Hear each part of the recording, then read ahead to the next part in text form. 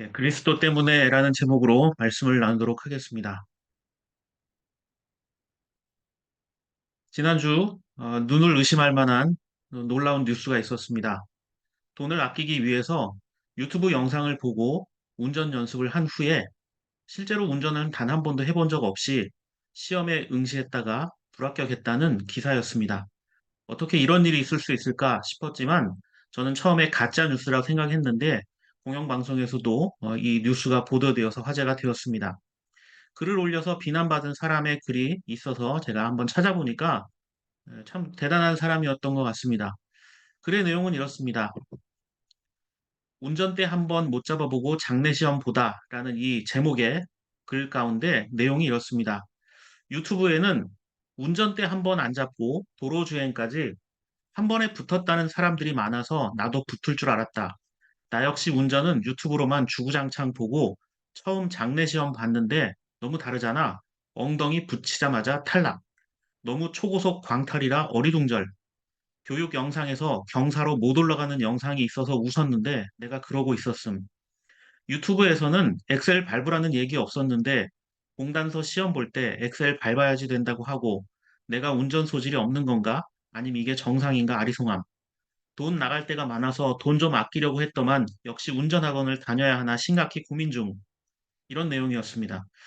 자, 이 글을 쓴 사람의 글을 보면 대부분의 사람들은 이거 가짜 아니냐? 관심을 끌기 위한 글이 아니냐라고 생각할 수밖에 없는데 뉴스에까지 등장한 것을 보면 어느 정도 신빙성이 있는 이야기 같고 또 실제로 이 사람이 했던 얘기 중에 운전은 유튜브로만 보고 처음 장례시험을 보러 갔다. 그러니까 운전대 한번 안 잡아보고 이 영상으로만 운전하는 걸 보고 마음속으로 훈련을 열심히 한 다음에 실제로 운전학원 가서 바로 탈락하게 되었는데 이게 이 사람의 어떤 상상 속의 이야기가 아니라 실제로 유튜브에서 운전면허 시험을 검색하면 굳이 밖에 나가서 실제 차를 몰지 않더라도 합격할 수 있을 것처럼 그렇게 사람들을 속이고 또 호도하는 그런 영상들이 굉장히 많은 것을 볼 수가 있었습니다. 자, 운전은 유튜브로만 보고 처음 장례시험 봤는데 너무 다르다. 엉덩이 붙이자마자 탈락. 이런 부분을 보면서 한심하다는 생각이 들었습니다. 단순히 관심을 끌기 위한 글이라 처음에 생각했지만 나중에 학원 안 다니고 운전면허 쉽게 합격했다는 그런 가짜 글들이 너무나 많은 것을 볼 수가 있었습니다. 이 글에 당연히 반대도 많았고 글쓴이를 비난하는 댓글들이 많았습니다. 뭐 가지가지 한다거나 당신 같은 사람이 운전해서는 안 된다라는 이런 비난도 있었고 영상만 본다고 해서 면허를 딸 일도 없지만 혹시라도 만에 하나 이런 사람들이 면허에 합격한다 해도 큰 사고를 낼 수밖에 없을 겁니다. 인간은 어떤 과정과 시간의 흐름을 통해 성장하게 되어 있습니다. 태어나자마자 뛰는 아기가 없는 것처럼 모든 사람은 태어나면 걸음마부터 배우고 걷다가 근육과 뼈가 자라면 그때부터 뛰는 겁니다. 신앙도 마찬가지이죠. 처음엔 어린아이 같다가 점점 성장하는 것이다라고 성경은 우리에게 말하고 있습니다. 그래서 바울은 고린도전서 13장 9절 11절에서 이렇게 말합니다. 우리는 부분적으로 알고 부분적으로 예언합니다. 그러나 온전한 것이 올 때에는 부분적인 것은 사라집니다. 내가 어릴 때에는 말하는 것이 어린아이와 같고 깨닫는 것이 어린아이와 같고 생각하는 것이 어린아이와 같았습니다. 그러나 어른이 되어서는 어린아이의 일을 버렸습니다. 네, 맞습니다. 내가 예수님을 믿고 살아가야겠다 해서 내가 믿음을 갖고 있다고 해서 그 믿음이라는 것이 실제 삶이 반영되지 않고 생각과 말로만 된다는 것은 있을 수가 없습니다. 우리가 아무리 예수님을 믿겠다고 수백 번 입으로 외치기만 해도 우리의 삶은 달라지지 않습니다. 성경에 극적으로 삶이 변하는 이들의 이야기는 아주 특수한 경우입니다. 99.99%의 사람들은 천천히 신앙이 성장하게 되어 있습니다. 때로는 넘어질 때도 있고 하나님을 부정할 때도 있고 하나님이 계시지 않다라고 생각할 때도 있습니다. 내가 진짜 믿는 것인가 자신의 믿음을 의심할 때도 있습니다. 그건 목사인 저도 마찬가지입니다. 어느 때는 내가 예수 믿는 사람이 맞는가? 하나님이 정말 계시기나 할까라는 생각이 들 때가 있습니다. 사는 게 힘들고 지칠 때, 또 마음이 무거울 땐 하나님이 어떤 분인지 잘 모르겠다라는 생각이 들 때가 있습니다. 심지어 장사가 안 되는 날이나 마음을 힘들게 하는 손님을 만난 날이면 하나님께 서운한 생각이 들기도 합니다.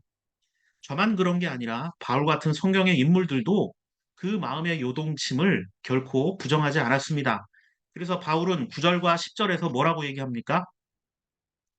우리는 부분적으로 알고 부분적으로 하나님의 말씀을 전한다. 고백합니다. 이 세상에 완벽하기 때문에, 완전하기 때문에 하나님을 잘 믿는 사람은 아무도 없습니다. 우리는 부족한 가운데 주님을 믿고 따르는 것이고, 연약한 가운데 하나님의 말씀에 순종하려 애쓰는 것입니다. 때로는 시험의 때에 넘어져 일어서면서 다시 한번 하나님 바라보며 나가는 것이 우리들의 신앙의 모습이라고 생각해 볼 수 있습니다. 2022년부터 우리나라에 유행했던 문장이 하나 있습니다. 중요한 건 꺾이지 않는 마음이란 뜻의 중꺾마라는 이야기였습니다. 처음엔 온라인 게임에서 시작된 용어가 사회 모든 분야에 사용이 되었습니다. 중요한 건 꺾이지 않는 마음이다. 포기하지 않는다면 그 자체로도 의미가 있고 언젠가 뜻을 이루어낼 것이다라는 격려가 가득한 그런 문장입니다. 그런데 이 중꺾마의 이야기를 좀 더 세련되게 표현하신 분이 있습니다. 100여 년 전에 태어나신 분, 이분이 이제 중꺾말을 이렇게 표현하셨는데요. 유대교 랍비 신학자인 아브라함 여호수아 헤셀은 누가 사람이냐라는 책에서 의미를 추구하는 마음을 포기할 때, 마음이 꺾이면 더 이상 사람이 아니다라고 이야기하고 있습니다. 의미를 추구하는 마음을 포기할 때 사람은 더 이상 사람일 수 없다. 중꺾말을 이렇게 멋있게 표현을 했습니다. 맹목적으로 돈을 벌고 물질과 명예만을 위해서 살면 더 이상 인간일 수 없다는 겁니다. 내가 왜 오늘 하루 땀 흘리며 수고해야 하는지, 힘들어도 왜 내가 감사하며 살아야 하는지, 하나님께서 왜 내 삶의 주인이 되는지 끊임없이 우리는 묻고 생각해야 됩니다. 이런 말을 들어보셨을 겁니다. 돈이 많은 사람을 보고 우리는 흔히 그 집 부자다 또는 잘 산다라고 이야기를 합니다.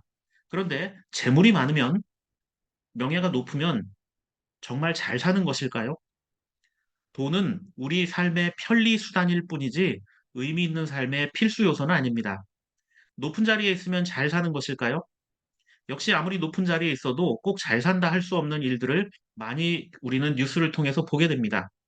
무엇이 어떤 소유와 명예가 있어야만 행복할 것 같은 그 사람은 그 물질과 소유가 사라지는 그 절대적인 가치나 도구가 사라지면 아무것도 아닌 것이 되어버리기 때문입니다. 인간의 방법에는 길이 없습니다. 인간의 노력과 능력은 영원하지 않습니다. 인간은 영원하지 않은 유한한 존재일 뿐이기 때문입니다. 그래서 시편 8편 4절에서 시인은 부족한 인간에게 길을 내어주시는 분은 하나님이시고 하나님의 사랑이다라고 고백합니다. 사람이 무엇이기에 주님께서 이렇게까지 생각하여 주시며 사람의 아들이 무엇이기에 주님께서 이렇게까지 돌보아 주십니까? 우리는 우리의 삶을 돌이켜 볼수록 기적일 수밖에 없습니다. 하나님께서 우리에게 숨 쉴 수 있는 삶의 기회를 허용해 주시지 않으면 우리는 단 1분 1초도 살아갈 수 없다는 사실을 깨닫게 됩니다. 세상적인 가치는 업적과 소유가 중심이 되어서 그 사람을 평가하려 합니다. 얼마나 많은 일들을 이루어냈는가, 얼마나 많은 것들을 가지고 있는가. 결국 그 소유와 그 능력은 그것으로 인간을 판단하게 될 때 인간이 도구처럼 쓰이게 될 것임을 경고하고 있습니다. 그러나 성경이 말하는 가치는 무엇일까요? 성경이 말하는 인간의 가치는 세상의 소유와 업적에 상관없이 그 사람이 돈이 얼마나 있건 없건 상관없이 얼마나 높은 자리에 올라갔냐 아니냐 얼마를 배웠냐 못 배웠냐에 상관없이 하나님께서 사랑하는 존재이면 그 자체가 소중하다라고 인간의 존엄성을 성경은 우리에게 가르쳐 주고 있습니다. 하나님은 인간을 결코 도구나 커다란 기계의 부품처럼 여기시지 않는 분입니다. 하나님은 철저히 인간의 존재 자체를 소중히 여기는 분입니다. 세상을 창조하신 하나님이 얼마나 크실까요? 물어볼 필요도 없습니다. 그러면 우리가 살면서 경험하게 되는 우리를 힘들게 하는 문제가 클까요? 아니면 하나님이 더 클까요? 어리석은 질문이죠. 우리는 사람은 바람과 비조차도 마음대로 하지 못합니다. 그런데 하나님을 움직여 보겠다라는 것은 유치한 생각입니다. 바람이 불면 멈추길 기다려야 하는 것처럼, 태풍이 오면 비행기를 띄우면 안 되는 것처럼 세상을 창조하신 하나님 앞에 순종해야 한다는 것을 신앙생활이 노련해질수록 우리는 더 깊이 깨닫게 됩니다.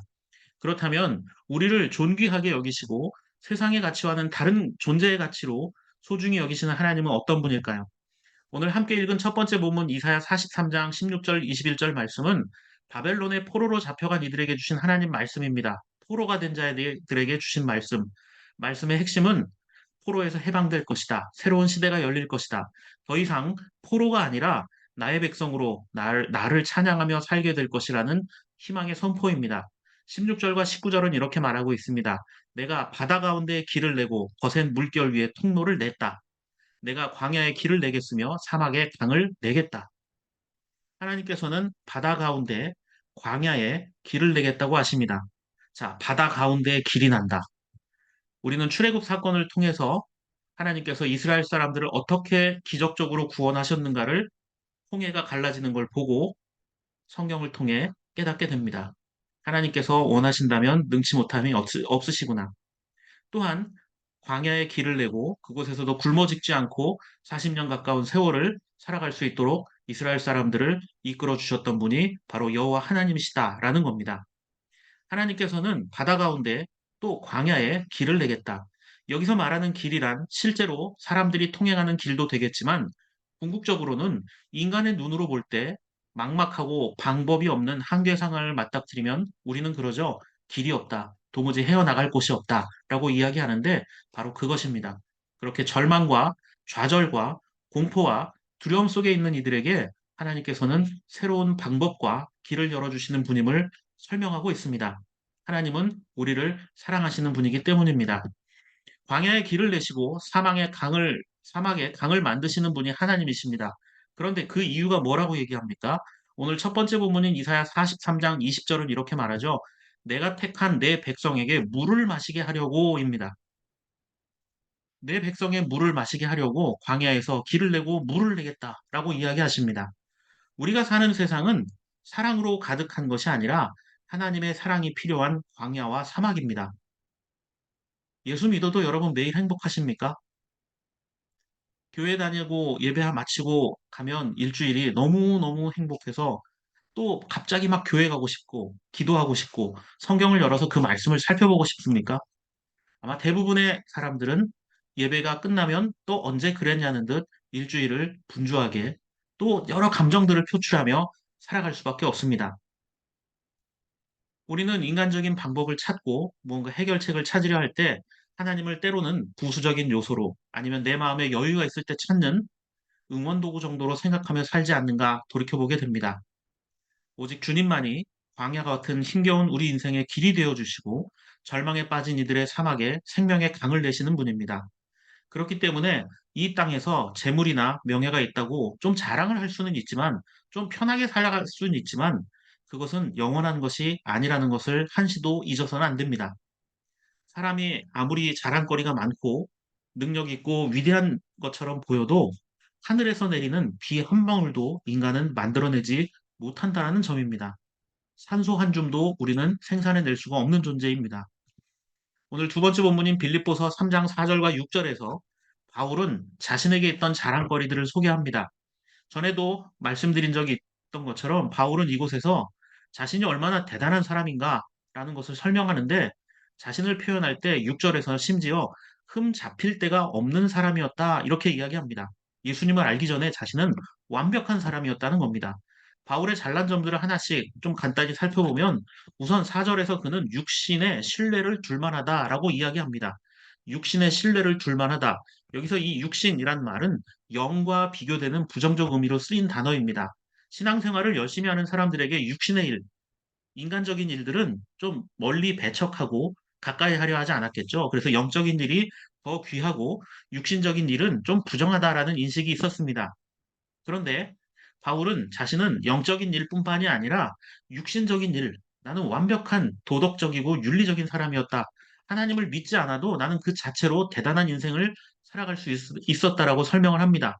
그러면서 자신의 육신에 대해 신뢰를 둘 만하다라고 이야기하는데 이 엄청난 자신감이죠. 자신의 육신에 신뢰를 둘 만하다. 이것은 야, 나를 본받아 이런 뜻입니다. 여기서 말하는 신뢰라는 단어는 설득시키다, 따르다, 확신을 가지다라는 뜻의 페포이데시스라는 단어를 씁니다. 이 신뢰라는 말의 어원이 페이도라는 말인데 설득시키다, 따르다, 확신을 가진다라는 뜻입니다. 그러니까 바울은 다른 말로 하면 나를 본받고 따라라. 내가 한때는 예수 못지않게 능력 있는 자였고 훌륭한 사람이었다. 그 정도로 나는 자신이 있었다라고 말합니다. 바울이 이렇게 자신의 육신에 대해서, 자신의 삶에 대해서 자신감을 가지고 있었던 근원이 무엇일까요? 바로 5절 말씀을 보면 우선 8일 만에 할례를 받았다 이렇게 말합니다. 유대인들은 전통적으로 남자아이가 태어나면 8일째 되던 날 남자아이 성기 끝부분을 잘라서 흉터를 남깁니다. 하나님과의 약속이라는 의미로 살의 일부를 잘라내어서 하나님께 그 삶을 드린다라는 일종의 도장 같은 것을 몸에 새기는 것입니다. 자, 8일 만에 할례를 받았다라는 것은 정통 유대인이란 자부심입니다. 난 태어날 때 유대인이었다. 하나님 택한 백성이었다. 중간에 개종을 했거나 나는 이방인 출신이 아니다. 두 번째로 베냐민 지파라고 말하는데요. 여러분 베냐민 지파는 굉장히 프라이드 있는 가문 중에 하나였습니다. 자, 베냐민은 야곱의 12아들 중에 유일하게 약속의 땅 가나안에서 태어났습니다. 한생이 약속의 땅입니다. 베냐민은. 그리고 이 베냐민 지파에서 누가 등장했냐면 이스라엘의 첫 번째 왕이었던 사울 임금이 등장을 했습니다. 그래서 베냐민 지파 출신들은 자부심이 대단했다고 합니다. 나 뼈대 있는 왕족 가문 출신이다라는 것입니다. 그리고 세 번째로 히브리 사람 가운데 히브리 사람 이렇게 이야기하죠. 이건 부모님 모두 다 이스라엘 사람이라는 겁니다. 뭐 그리스 지역에서 출생해서 뭐 유대 지역에 살던 엄마 아빠가 결혼을 한 게 아니라 국제 결혼을 한 게 아니라 이방인의 피가 전혀 섞이지 않았다라는 표현입니다. 혈통적으로 나는 완벽한 사람이다. 네 번째, 율법으로는 바리새파라고 합니다. 바리새파에 대해서 제가 예전에도 설명을 드렸죠. 예루살렘에 사는 사람은 거의 3분의 2 이상이 바리새파가 아니면 거주할 수가 없었습니다. 바리새파는 모세의 율법에 자기들만의 율법을 더해서 지키기 쉽지 않은 규칙이 많았는데 이것을 다 지키며 살았다라는 겁니다. 그리고 다섯 번째로 6절 말씀을 보면 자신은 교회를 박해한 사람이다. 이론적인 내용뿐만이 아니라 자기가 옳다, 잘못되었다 여기는 것에 행동하는 신앙인이었다라는 것을 자랑하고 있습니다. 그리고 여섯 번째 자랑거리가 6절 끝에 등장하는데 자신을 흠잡힐 데가 없는 사람이라고 하죠. 여기서 말하는 이것은 비난할 점이 없고 아예 약점이 없다는 겁니다. 자, 이런 바울을 만났을 때 당시 사람들이 심지어 예수님이나 그 제자들이 바울을 만났다면 그에게서 큰 벽을 느꼈을 겁니다. 사람들은 바울을 보면서 벽을 느꼈어요. 어떤 벽을 느꼈을까요? 예, 완벽함을 느꼈다라는 겁니다. 그런데 바울은 이 모든 것이 이렇게 설명을 잘 해놓고 뭐라고 얘기하죠? 다 해로운 것이다 라고 이야기합니다.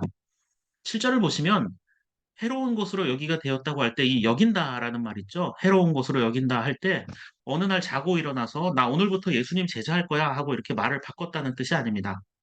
그 뜻은 철저히 심사숙고하다라는 뜻입니다. 내가 예수 믿고 살아가는 게 내 삶의 많은 부분들을 잃어버리게 될 것이다. 바리새파의 지위도 잃어버리게 될 것이고 히브리인이라는 정통 자부심도 상실하게 될 것이고 내가 태어나면서부터 유대교에 들어있던 사람이라는 것도 예수 만나면 난 이제 다 잊어버리게 될 텐데 이 바울이 말하는 그런 스펙들은 태어나면서 갖춰지는 거기 때문에 금수저와 같은 겁니다. 이걸 노력해서 얻을 수 있는 게 아니에요. 근데 이게 예수 믿게 되면 다 사라지게 될 것이다. 바울은 유대인 가운데에서도 금수저 중에 금수저 신앙 집안입니다. 그것 자체가 자랑거리이고 기득권입니다. 그런데 예수님 만나고 났더니 이거 다 소용없더라. 이렇게 이야기합니다. 8절 말씀을 보십시오. 그뿐 아니라 내 주 예수 그리스도를 아는 지식이 가장 고귀하므로 나는 그 밖에 모든 것을 해로 여깁니다. 나는 그리스도 때문에 모든 것을 잃었고 그 모든 것을 오물로 여깁니다. 라고 이야기합니다. 그리스도를 알고 나니까 4절과 6절에 열거한 모든 것이 다 뭐라고 얘기하죠? 오물이라고 이야기합니다. 이 오물을 개역개정 성경에선 배설물이라고 하고 예전에 그 화려한 바울의 그 자랑거리들이 그야말로 배설물 같은 것들이었다. 똥이었다라고 이야기하고 있는 겁니다. 그러면서 10절을 보면 바울은 또 이렇게 말합니다. 내가 바라는 것은 그리스도를 알고 그분의 부활의 능력을 깨닫고 그분의 고난에 동참하여 그분의 죽으심을 본받는 것입니다. 바울은 자신의 인생 가치관이 예수 그리스도를 만나고 난 이후에 아예 바뀌었다라고 말합니다. 바울은 뭐라고 얘기하죠? 10절에서 죽는 게 소원이다. 예수님처럼 나도 죽고 싶다. 예수님처럼 그렇게 멋지게 나도 십자가에 죽고 싶다. 이렇게 얘기합니다. 그런데 여기서 생각하는 이 죽음이라는 것은 숨 쉬지 않는다라는 뜻이 아닙니다. 우리의 목숨이 끊어진다. 그런 뜻은 아닙니다. 바울이 주님의 죽으심을 본받겠다라는 것은 남들에게 부러움의 대상이었고 자랑거리였던 출신이나 자격들이 예수님 안에서 살펴보니 아무것도 아니라는 것을 알게 된 겁니다. 내가 유대인이든 아니든 나를 사랑하시는 그 하나님을 만났는데 그 하나님을 만나게 해주신 분이 주님이라는 겁니다. 세상의 모든 힘과 자랑거리들 없어지면 큰일 날 줄 알았는데 이 예수님 만나고 났더니 그런 것 자체가 중요한 게 아니다라는 걸 깨닫게 된 겁니다. 그러면서 그 모든 자랑거리들을 내려놓고 오직 예수 그리스도를 아는 일에 주님의 삶에 동참하고 순종하며 따르겠다라는 다짐을 하고 있는 겁니다.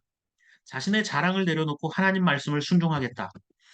자, 유기성 목사님이 쓴 나는 죽고 예수로 사는 사람이란 책이 있습니다.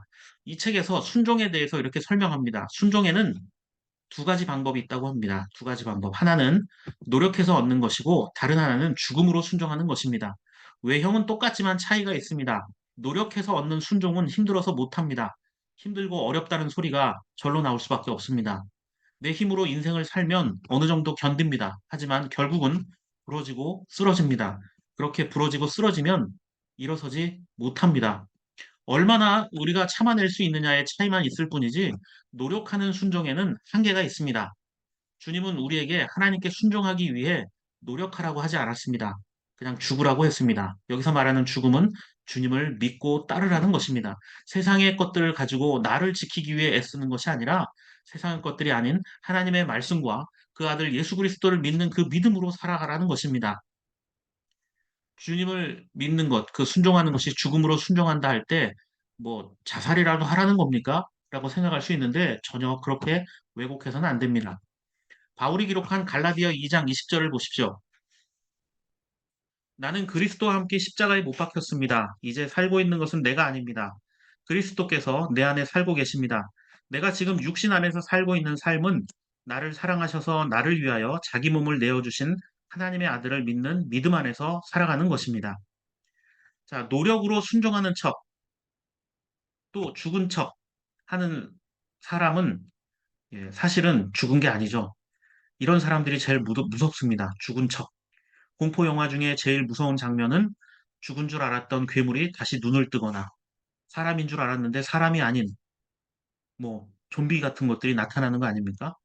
죽은 줄 알았더니 나와 같은 존재인 줄 알았더니 그렇지 않다라면 우리는 공포에 빠질 수밖에 없습니다.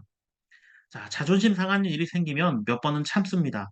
그런데 한계에 이르르면 우리는 폭발할 수밖에 없습니다. 자, 예수님을 믿는 것, 그것은 돌을 닦는 것이 아닙니다. 훈련으로 되는 것이 아닙니다. 오직 하나님께서 은혜를 베풀어 주셔야만 가능한 것이라고 성경은 말합니다. 내 힘으로 하려니까 속병이 생기고 지치는 겁니다. 힘을 빼야 합니다. 힘을 빼야 합니다. 우리 인생에 우리를 무겁게 하고 우리를 짓누르는 많은 무거운 짐들이 있습니다. 그래야 그것들을 내려놓아야만 우리의 몸과 영혼이 가벼워질 수밖에 없습니다. 군대에서 낙하산 타는 훈련을 이제 공수훈련이라고 하는데요. 이 공수훈련을 받기 위해서는 가혹하다 싶을 정도로 많은 체력 훈련을 시킵니다. 그러면 훈련을 받는 사람들은 어차피 낙하산을 탈 건데 그냥 바로 태워주면 되지. 왜 이렇게 땅에서 사람을 굴리냐? 왜 이렇게 힘들게 하냐? 투덜거리고 불평합니다. 그런데 그렇게 힘들게 기초 체력 훈련을 시키는 이유가 뭘까요? 바로 힘을 빼기 위해서입니다. 낙하산을 한번 타기 위해서는 수없이 뛰어내리는 훈련을 땅에서 반복하게 됩니다. 힘이 들어가면 자기 힘으로 버티다가 큰 부상을 당하거나 목숨을 잃을 수도 있기 때문에 자연스럽게 땅에 낙하산을 타고 내려오는 훈련을 끊임없이 반복시키게 되는 겁니다. 신앙도 마찬가지입니다. 자기의 힘과 의지로 신앙생활하는 사람은 잘 버티는 것 같다가도 어느 정도 지나면 신호가 옵니다. 비교하기 시작하고 열등감에 빠지고 사람들의 시선을 의식하고 감사와 기쁨보다는 부끄러움과 수치에 빠져 지낼 때가 있습니다. 그러나 예수의 십자가 앞에 진짜 죽은 사람은 표시가 납니다. 지금 누군가 죽은 사람이 있다고 한번 생각해 보십시오. 죽었다. 생명이 없다. 그것을 어떻게 알 수 있죠? 숨도 쉬지 않고 건드려도 때려도 침을 뱉어도 거기에 욕을 해도 반응이 없습니다. 주위의 어떤 반응과 자극과 변화에도 아무런 움직임이 없습니다. 마찬가지로 예수 그리스도 안에 자아가 죽은 사람 역시 자기 십자가를 지고 주님을 따르는 자들 역시 티가 납니다. 자기를 칭찬하는 말에 죽어야 됩니다. 비난이나 자존심을 상하게 하는 말이나 모두가 지치고 힘들다고 하는 그 일에도 그 자리에 가면 힘들지 않겠냐는 인간적인 마음에도 반응하지 않는 것입니다. 예수님을 바라보기 때문입니다. 무감각하게 세상을 살라는 것이 아닙니다. 바보처럼 종교에만 매달리라는 것이 아닙니다. 갈라디아서 2장 20절 못 박힌다라는 말은 힘을 빼고 내려놓으라는 것입니다. 그래서 귀신에 미치든지 예수에 미치든지 미친 사람의 공통된 특징은 세 가지입니다. 우선 미친 사람은 남을 의식하지 않기 때문에 비교 의식이 없습니다. 비교 의식이 없기 때문에 상처받지 않습니다. 상처받지 않기 때문에 슬퍼하지 않습니다. 자, 그렇다면 이것을 온전히 예수 믿는 사람들로 바꾸어 보십시오. 예수에게 이른 사람들은 어떻습니까? 순종하며 예수님에게 집중하는 사람은 예수만 보고 살기 때문에 남이 가진 것, 세상이 주는 좋은 것과 내 삶을 굳이 비교할 이유가 없습니다. 내가 구원받았고 하나님의 자녀인데. 또 비교하지 않기 때문에 사람 때문에, 일 때문에, 환경 때문에 상처받을 일이 없습니다. 상처받지 않기 때문에 슬프지 않고 기뻐할 수밖에 없죠. 삶에서 불필요한 욕망의 힘들을 빼려면 어떻게 해야 될까요? 필립 얀시라는 분이 쓴 아무도 말해주지 않은 것들이라는 책을 보면 이분은 믿음에 대해서 이렇게 정의를 내리고 있습니다. 믿음은 잘 보관된 하나님의 비밀을 풀 수 있는 공식이 아니다. 예, 믿음은 뭔가 신비한 것들, 나만 알고 있는 비밀을 알려주는 그런 요술방망이 같은 것이 아니다라는 겁니다. 믿음은 뭐라고 얘기할까요? 믿음은 하나님이 내가 원하시는 것을 하시든지 혹은 나로 하여금 힘든 시간을 인내하게 하시든지 간에 하나님을 신뢰하는 것이다. 그렇습니다. 믿음이라는 것은 내가 원하는 것을 얻는 요술지팡이가 아닙니다. 어떤 상황에서도 하나님을 고백하는 것, 그것이 바로 믿음이라고 말합니다. 어떤 상황에서도 하나님을 고백하는 것. 바울은 자신이 태생적으로 의로운 사람이라 여겼던 자랑거리들, 예수님 앞에 아무것도 아니다라는 것을 깨닫고 그 삶을 변화시켰습니다. 그리고 오직 주님을 목표로 인생을 살아간다고 고백합니다. 자, 그러면 우리가 이 세상 사는 동안 우리는 완벽한 신앙인이 될 수 있을까요? 불가능합니다. 우리는 완벽한 신앙인이 될 수 없습니다. 다시 빌립보서 3장 13절 14절 말씀을 보십시오. 바울은 아직 완성된 것이 아니라고 말합니다. 언제나 주님을 표대 삼아 인생의 지향점을 삼아갈 뿐이라고 고백을 합니다. 그래서 14절에 바울은 자기 인생의 목표점이 예수 그리스도로 바뀌었다. 그러니까 자신에게 이전에 소중했던 것들이 예수님 만나고 나니 아무것도 아니다라는 것을 깨닫게 된 겁니다. 설교에서 살펴보진 않았지만 우리가 설교 전에 읽었던 우리 본문 말씀을 보면 그 본문 말씀에도 예수님에게 향유를 부어드린 마리아란 여인의 이야기가 등장하죠. 값이 굉장히 비쌌던 것임에도 불구하고 예수님께 부어드릴 수 있었던 이유, 또 그것을 통해서 예수님의 십자가와 고난을 상징하는 그 상징으로 표현할 수 있었던 이유가 뭘까요? 그 비싼 향유, 그 기름보다 예수 그리스도가 더 소중하다는 것을 고백하는 일종의 신앙 고백이기 때문입니다. 바울도 그러했고 우리들의 삶도 그러해야 될 줄로 믿습니다. 여러분 인생의 목표점, 아니 가장 소중한 가치관은 무엇입니까? 분명한 것은 하나님을 인생의 목표와 가치로 삼는 자들도 언젠가 지치고 넘어질 때가 있습니다. 예수 믿고 신앙생활 한다고 해서 매일 행복한 것은 아닙니다. 넘어질 때도 있고 절망할 때도 있고 슬픈 일 경험할 수도 있습니다. 그러나 주님은 우리에게 일어설 힘을 주시는 분입니다. 오직 내 삶의 주인이 예수 그리스도라는 사실 하나만 붙들고 언제나 어디서나 넘어졌을 때에도 일어서고 또 넘어진 자들에게 손내밀어 줄 수 있는 믿음의 들풀 교우들이 되시길 주의 이름으로 축원을 드립니다.